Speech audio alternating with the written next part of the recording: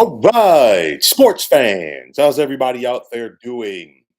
William Martin coming at you one more time here on YouTube with another edition of the 300 Pounds of Sports Knowledge Podcast. Now, less than 72 hours after their heartbreaking loss in Super Bowl number 58, the San Francisco 49ers have decided to fire defensive coordinator Steve Wilks. Now, Wilks was in his first year as the Niners defensive coordinator, and during the regular season, his unit was eighth in the NFL in yards allowed per game and third in points per contest. Now, San Francisco's defense had their ups and downs throughout the season. We saw at one point Kyle Shanahan bring or summon, if you will, Steve Wilks down from the booth onto the field. And then, you look at the first two playoff games. San Francisco's defense did not play well. This team didn't play well overall, okay? But we saw it in the divisional round against the Green Bay Packers and then against the Detroit Lions as well. But in Super Bowl number 58, this defense did show out in loss to the Kansas City Chiefs. Now, on Sunday, the 49ers held the Chiefs to 3 points in the first half. They sacked quarterback Patrick Mahomes three times and forced an interception, as this loss was not, I repeat, not on Steve Wilks' defensive unit, as, in my opinion, Wilks just became the scapegoat for Niners head coach Kyle Shanahan. I say this because, like I said before the other night, Kyle Shanahan has now blown three of the biggest leads in Super Bowl history as a play caller. You go back to Super Bowl number 51. Who is ever going to forget Atlanta being up 28-3 on the New England Patriots, and then, of course, losing that contest 34-28. On two separate occasions in the Super Bowl, Kyle Shanahan's 49ers had a 10-point lead on these Kansas City Chiefs. Go back to Super Bowl 54, they were up 10 points going into the fourth quarter. And in my opinion, there is zero accountability for him within this organization. It's the same old song for the 49ers as their offense let them down in Super Bowl 54 when they lost to the Chiefs. Their offense let them down 2 years ago in the NFC Championship game when they lost to the Los Angeles Rams. And their offense just let them down this past Sunday night in Vegas. And who was calling all of those plays for San Francisco's offense each time? It's the common denominator here. You guessed it. Kyle Shanahan, who, in my opinion, is quickly becoming the Doc Rivers of head coaches in the National Football. I'll let you fill in the blanks there. Now, I totally get it. There were some philosophical differences between Shanahan and Wilks. I totally understand that. But would this conversation have been any different if San Francisco had won the Super Bowl? I'm not sure. And, speaking of Super Bowl 58, it was not Steve Wilks' fault that your stars on offense, like George Kittle and Debo Samuel, gave you absolutely nothing. Debo's highlight from Super Bowl number 58 was coming onto the field with the boombox when the 49ers took the field. That was it. It wasn't Steve Wilks' fault that Jake Moody had a key extra point blocked in this contest. It's not Steve Wilks' fault that you, the Niners, i.e., Kyle Shanahan, chose to pass the football exclusively in the third quarter. And when Kansas City had illustrated in the first half that they couldn't stop their run game. And going back to that third quarter, aside from the stats, you think about it, immediately as that third quarter began, San Francisco intercepted Mahomes, gave their team the football back on the plus side of the field, and San Francisco did nothing with it. Why? Because Kyle Shanahan outsmarted himself. That's the point where, you know what? They clearly showed that they couldn't stop your run. Stick with it, keep sticking with it, keep sticking with it. And I guarantee you, you get a touchdown there, that changes the outlook of that game. But, it's one of those you gave, once again, Kansas City the opportunity to recuperate. You think about the only touchdown that Wilks' unit gave up in or the first touchdown rather that they gave up in the game, that was based off of a muff punt. And that was, something where till that point, Kansas City really couldn't do anything against this offense. You think about the Dre Greenlaw injury. That was huge. Of course, that was just a freak thing that happened right there with him rupturing his Achilles. Travis Kelsey really wasn't doing anything in that contest until Greenlaw went out. That really changed a big dynamic for this team. And then, going back to this Niners offense, late in the fourth quarter, you're driving. You have an opportunity to ice the game. One more first down, it's over. You couldn't get it done. Why? Because you decided to throw.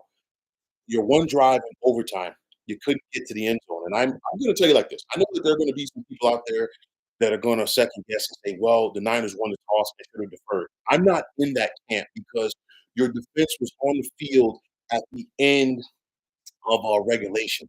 They needed an opportunity to get a blow. That Chiefs defense was tired. I think San Francisco had a good game plan moving the football down the field, but it was a common theme throughout the game that they could not seal the deal. It's a common theme throughout big moments with Kyle Shanahan as their head coach that they just have been unable to simply seal the deal. Now, for me, Steve Wilks' unit was ready to play in this in the Super Bowl after a very poor performance in the NFC Championship game. And I think it's very telling when you're talking about guys having to be called out for a lack of effort in the NFC Championship game. You're 60 minutes away from getting to the Super Bowl. That defense showed a much better effort. They were getting after Patrick Mahomes. You figure you got Randy Gregory, Chase Young, and Nick Bosa. We're talking about three first round picks there, and all of these guys can get after the quarterback in their own respective way, and that's what it all came down to. It came down to pressure. Again, like I said, this offense let the 49ers down. Like I said, there's no accountability. You're not hearing a lot of accountability from the players on this loss. You're clearly not hearing it from Kyle Shanahan, in my opinion, on this loss because, again, the common theme is this is a guy who's calling the plays.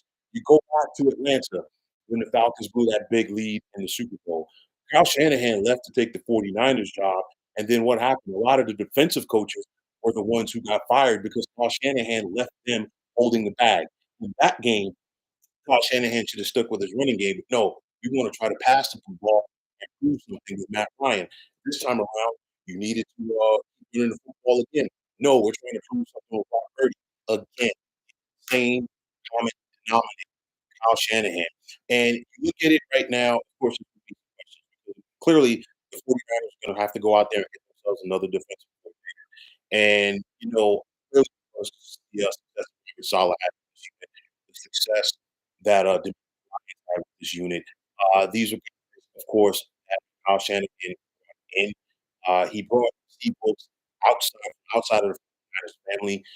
He had a couple of different philosophies. I totally get that, but that's you because you're the one who hired him as a defensive coordinator.